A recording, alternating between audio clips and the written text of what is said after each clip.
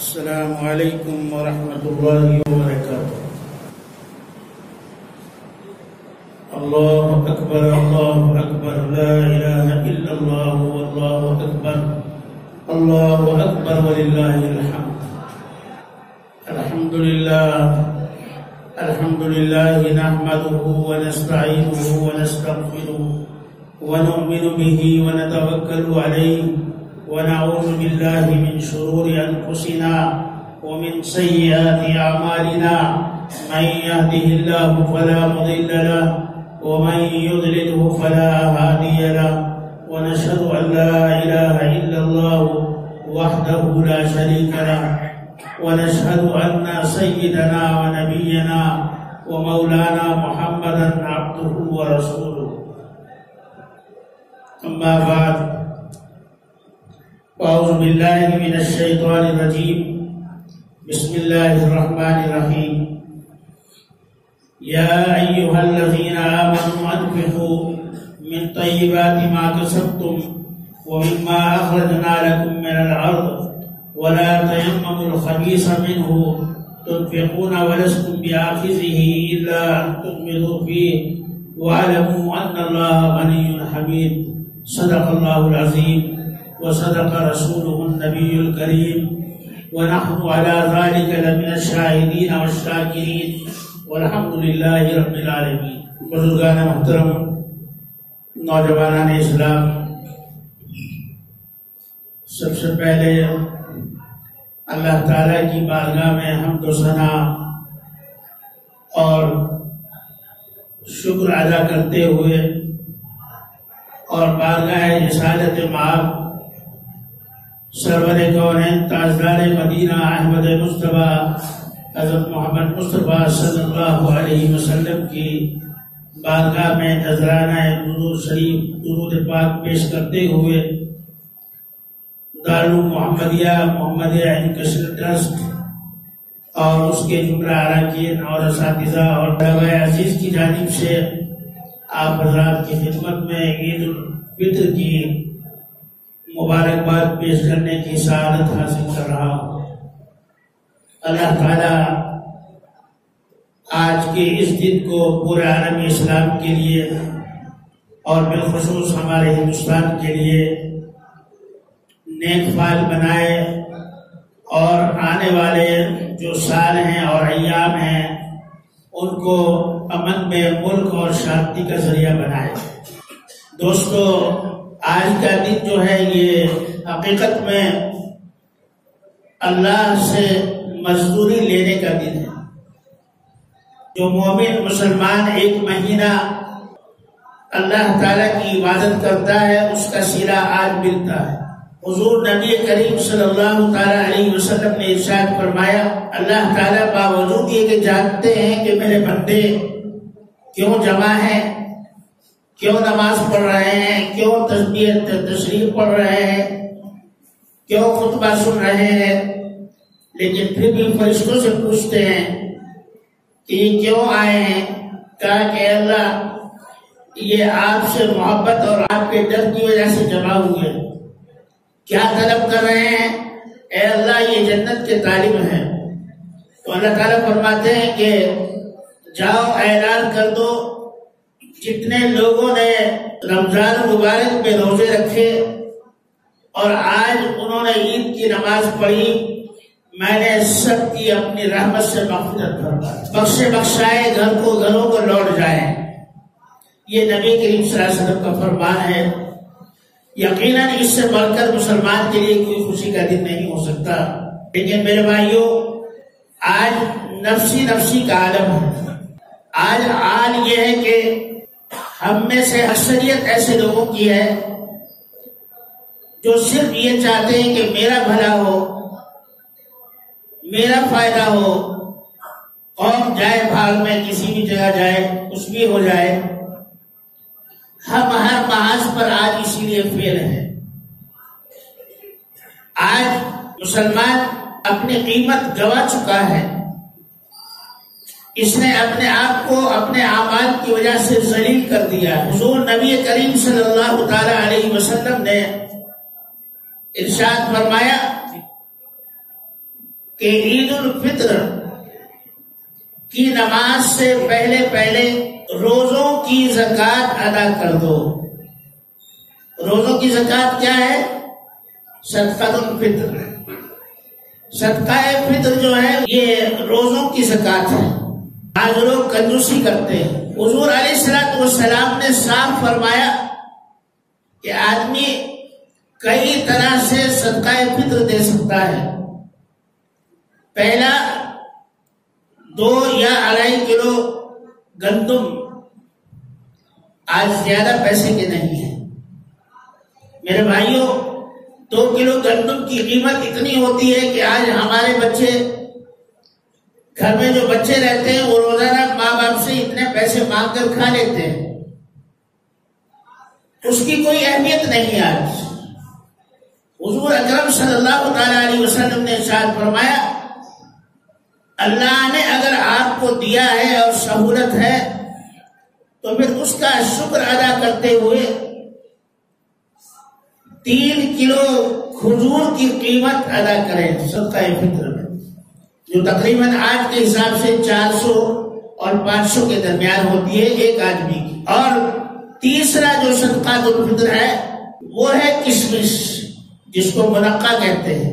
3 کلو منقع یا کشمش ایک صدقہ الفطر کا تخمینہ ہے، یعنی ایک آدمی کی طرف سے 3 کلو کشمش کا صدقہ فطر دینا چاہیے اگر اللہ نے اس کو زیادہ وسعت دی ہے۔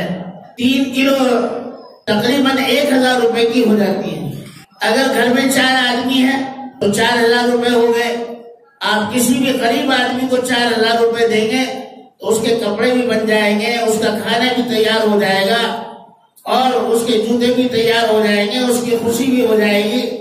لیکن میرے بھائیوں، آج اگر ہم 2 کلو گیہوں دیتے ہیں یا اس کے پیسے 50-60 پر 5 روپے دیتے ہیں تو 60 پر 5 روپے میں تو نہ کپڑے بنیں گے، نہ جوتے آئیں گے اور نہ ہی کوئی دوسرا کام ہوگا۔ اسی کو اللہ نے فرمایا ہے، یا ایھا الذین آمنوا انفقوا من طیبات ما کسبتم، اے ایمان والو خرچ کیا کرو عمدہ اور زیادہ اپنی کمائی سے، یعنی زیادہ سے زیادہ خرچ کرو اور اچھی چیز خرچ کرو۔ یہ نہیں کہ بھائی مری ہوئی مرغی اللہ کے نام پر دے دی۔ واقعی ہمارے یہاں اتنی تندرستی ہے کہ ہم 60 پر 5 روپے ہی دے سکتے ہیں تو یقیناً پھر کوئی بات نہیں ہے، لیکن اللہ نے اگر سہولت دی ہے تو پھر جو ہے کھجور کا صدقہ دیا جائے یا پھر جو ہے منقع کا صدقہ دیا جائے۔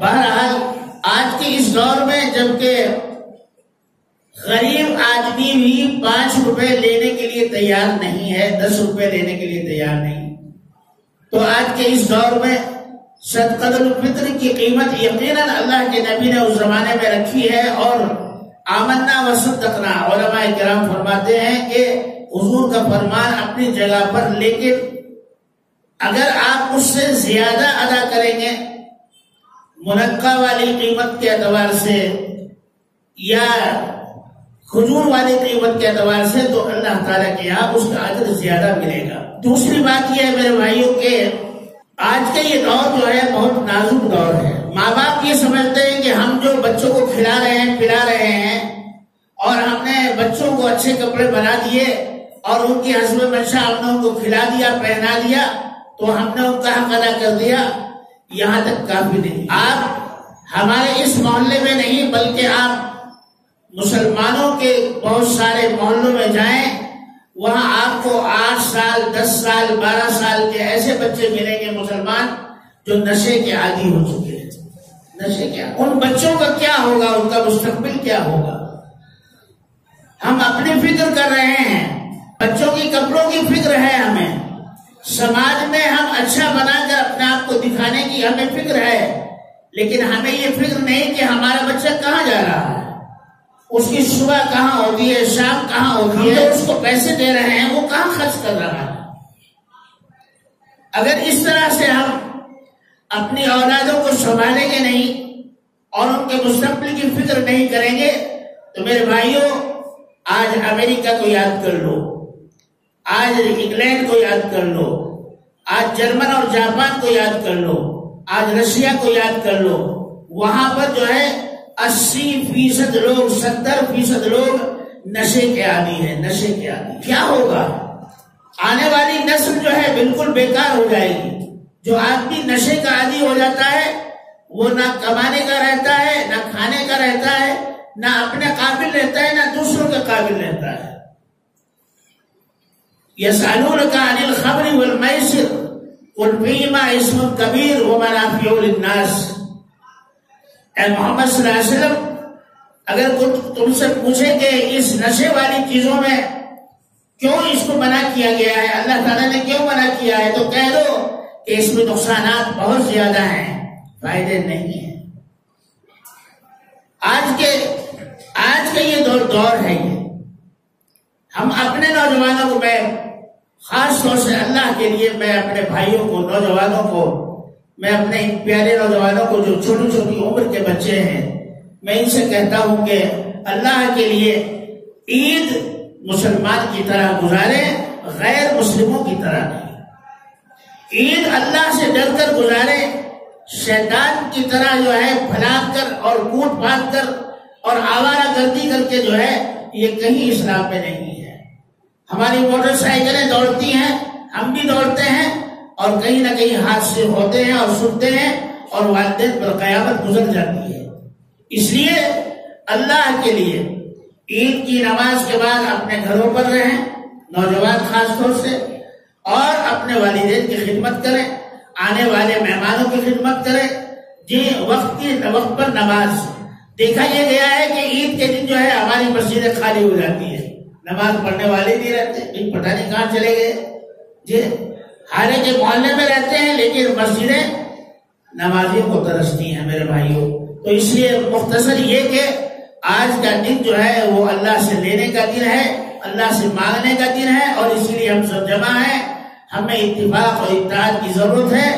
ہم مسالک سے بالکل اوپر اٹھ کر ہم ایک دوسرے کو مسلمان سمجھے، نہ ہم میں کوئی تبلیغی ہے، نہ کوئی دیوبندی ہے، نہ ہم میں کوئی جو ہے بریلوی ہے، نہ کوئی جماعت اسلامی ہے، اور نہ کوئی اہل حدیث ہے، صرف اور صرف مسلمان ہے۔ جو بھی مسلک ہے وہ صرف اپنے گھر پر رکھیں، باہر نکلیں تو صرف مسلمان کی حیثیت سے ایک دوسرے کو دیکھیں۔ اللہ کو یہ زیادہ پسند ہے۔ قبر میں کسی سے کوئی سوال نہیں ہوگا کہ تم کون سے مسلک کے آدمی تھے، تم نے کس مسلک کو مانا تھا، وہاں کچھ سوال نہیں ہوگا۔ اس لیے میرے بھائیوں، آج کا دن جو ہے اپنے آپ کو سنبھالنے کا بھی ہے، اللہ سے لینے کا بھی دن ہے، اور نوجوان نسل کو صحیح راستے پر لانے کی جد و جہد کا بھی دن ہے۔ اللہ تبارک و تعالی ہم سب کو عمل کی توفیق عطا فرمائے۔ وآخر دعوانا ان الحمد للہ رب العالمین۔